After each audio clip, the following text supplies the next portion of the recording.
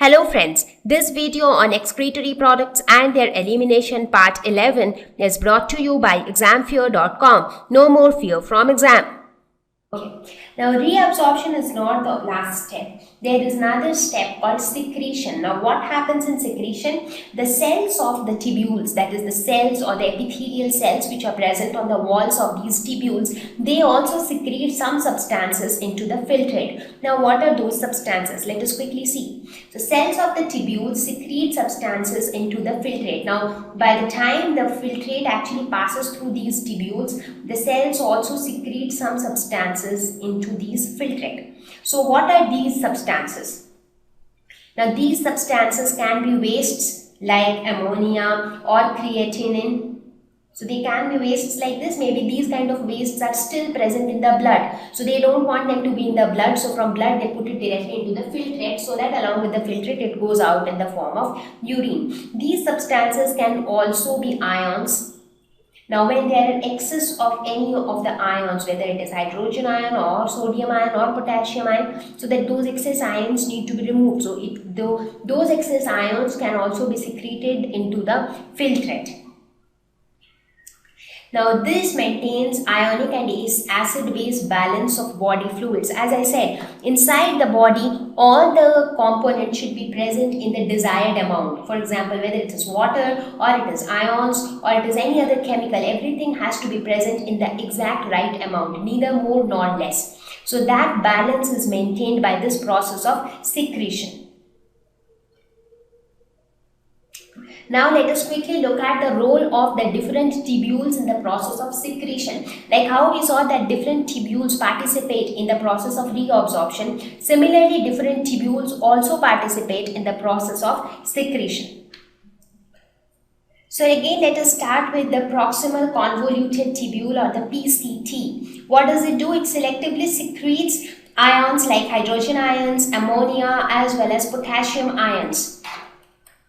The Henle's loop, as I mentioned, the descending limb will transport water. That is, water will be sent from the filtrate to the outside. Whereas the ascending limb, being permeable to the electrolyte, it helps in active or passive transport of electrolyte. So this limb will help in transport of water and this limb will help in electrolytes transport. Distal convoluted tubule, selective secretion of hydrogen, potassium ions as well as ammonia. And finally the collecting duct, which again helps in selective secretion of hydrogen and potassium ions. So you can see that each of these tubules, each part of the renal tubule, they help in the process of reabsorption as well as secretion. And together they perform the entire process of urine formation. So let us quickly have a look at the process of reabsorption and secretion all together.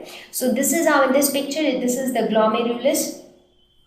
So you can see the different parts. This is the glomerulus. Next is the Bowman's capsule here. And there onward starts the proximal convoluted tubule. So this portion is the proximal convoluted tubule. The glomerulus and Bowman's capsule, they do not play any role in the process of reabsorption and secretion.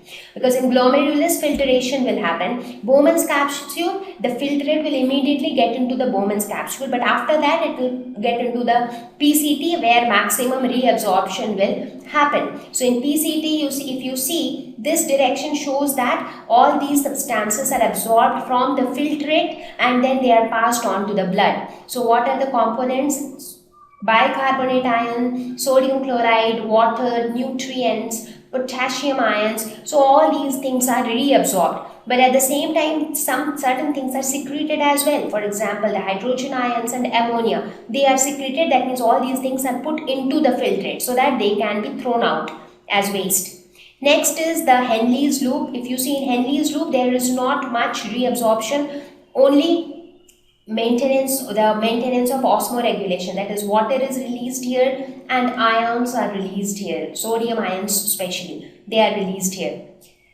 Then the third one is the distal convoluted tubule, where again some absorption takes place, like the absorption of sodium chloride, water and some bicarbonate ion, but some secretion also happens like the potassium ions and the hydrogen ions. And finally the collecting duct. In collecting duct, what happens? The reabsorption of water, there is no reabsorption of ions as such, only reabsorption of water, and some reabsorption of urea also takes place. Now that is surprising, right? Because you might be wondering that from the beginning I was telling that urea is a nitrogenous waste, so it should be thrown out. Then why is small amount of urea getting reabsorbed here? Now this is getting reabsorbed here in order to maintain the balance inside the kidney. So just do not think that this is going to cause harm inside the body. This is just brought in so as to maintain the balance of the ions, or to in order to increase the osmolarity of the region. That is, if there is more urea, the concentration will increase, and this is small amount of urea which is reabsorbed just before the urine is passed. So this much level of urea is actually desired in the body because it helps to maintain the osmolarity, or it helps to increase the concentration of this region. So this is how the process of reabsorption and secretion take place. So by now you know all the 3 steps of urine formation, that is filtration, reabsorption and secretion. So I think you have already got a fair idea about how urine is formed.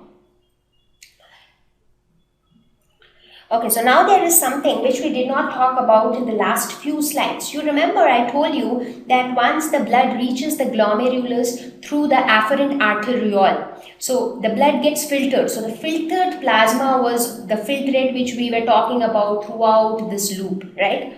But what happens to the concentrated blood which went out through the efferent arteriole? What happened to that blood? We did not talk about that at all. So let us see what happens to the blood that went out through the efferent arteriole, right? Now what does this blood contains? This blood contains the RBCs, which are quite big, as well as that is why it makes the blood very concentrated. It also contains some big proteins which were not able to move through the filtration slits into the Bowman's capsule. So the big proteins and the RBCs are present in the blood in the efferent arteriole. So where does it go? So this efferent arteriole forms a fine network of capillaries around these tubules, or around this tubular network. So if you see how it makes a network of capillaries, and this network of capillary is known as peritubular capillary. Why? Because it surrounds the renal tubule,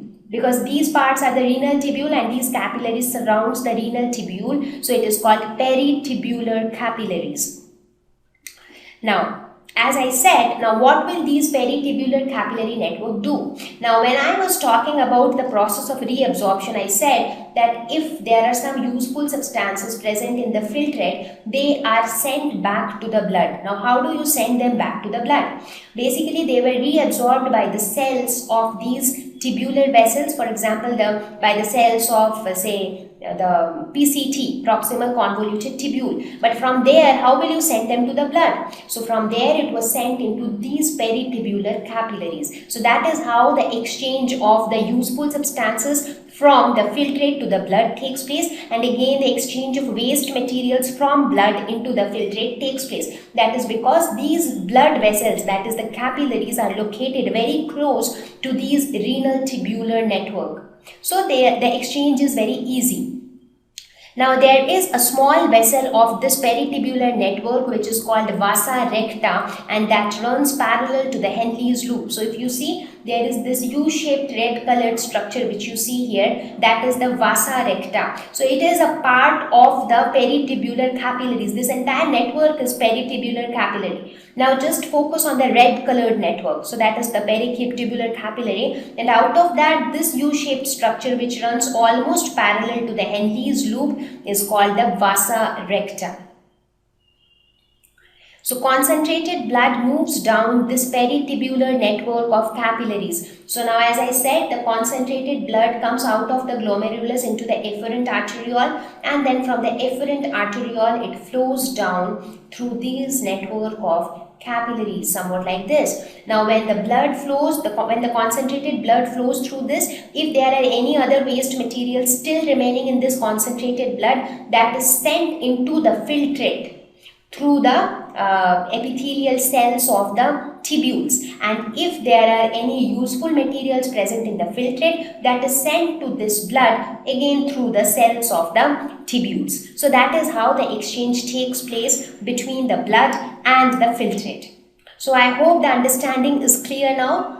Okay, so now we will see, we have always been talking about the urine is very much concentrated. Now how the urine becomes concentrated? As I said, the main role that is played in making the urine concentrated is that of the Henle's loop. Now we will talk more about Henle's loop to understand how the Henle's loop works, because not much reabsorption happens there. It just maintains the osmoregulation.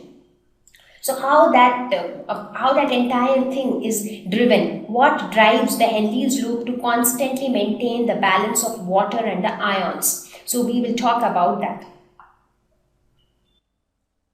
Thank you. Please visit www.examfear.com to watch more videos, attempt free online test, get free study material, find tutors and mentors. Thank you once again.